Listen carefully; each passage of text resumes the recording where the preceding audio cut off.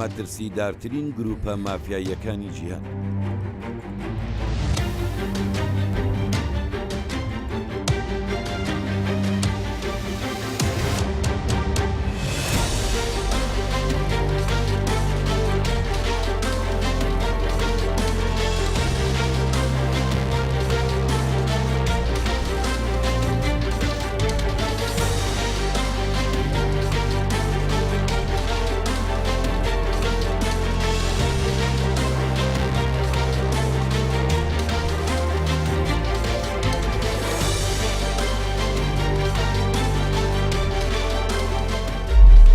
گروپەکانی مافیا لە هەموو جیان بڵاو بوونەتەوە و مەترسیدارترین کار ئەنجام دەدەن.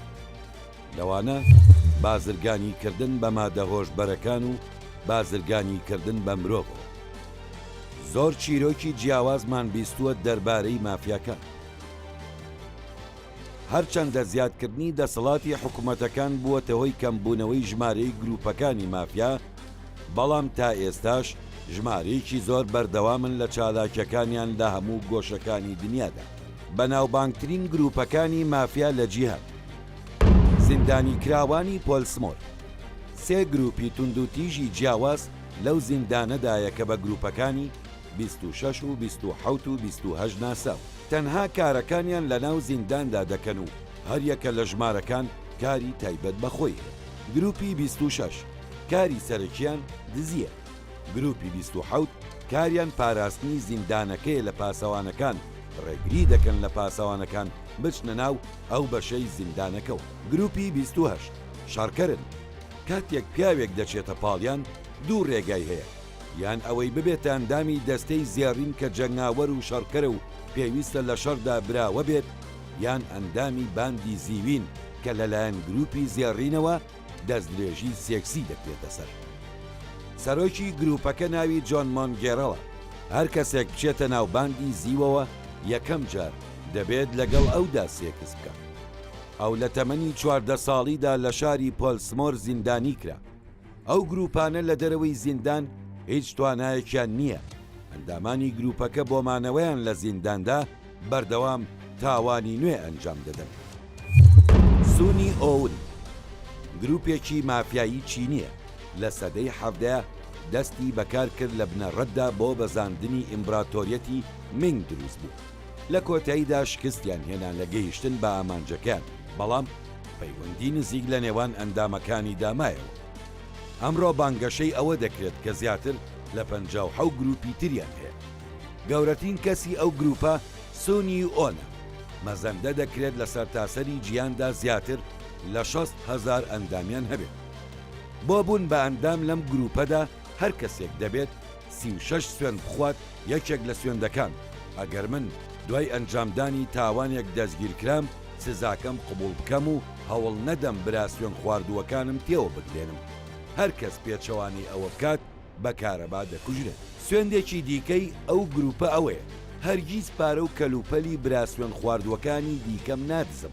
سزای شکاندنی ئەو سوێندا کوژران و کردنیەتی بە هەزاران پارچەوە بە شمشێر. ئەم گروپە وەک گروپەکانی دیکە پارە پەیدا دەکات لە ڕێگەی بەڕێوەبردنی لەشفرۆشی، ساختەکاری، قۆڵبڕی و بازرگانی ناشەرعی، بازرگانیکردن بە مرۆڤ و مامەڵەکردن بە مادەی هۆشبەرەوە. گروپەکە لەگەڵ کارتێلی سینەلەوە لە مەکسیک مامەڵەی کردووە و ئێستا دەستگەیشتنی بەو کەرەستە خاوانە هەیە کە لەلایەن کارتێڵەوە وەک مادەی خاوی هۆشبەر بەکاردێنرێت. بەهۆی یاسای توندی هۆنگ کۆنگ بۆ چەک، گروپەکە هێرشەکانی بەچەقۆ و بڕەر ئەنجام دەدات. هێرشەکانی ئەو گروپە بە مەبەستی کوشتن ئەنجام نادرێت بۆ ئەوەی خۆی لە یاسا بپارێزێت. کۆمپانیای دی لە ساڵی 1976دا لە شاری مۆمبای لەلایەن داود ئیبراهیمەوە دامەزراوە.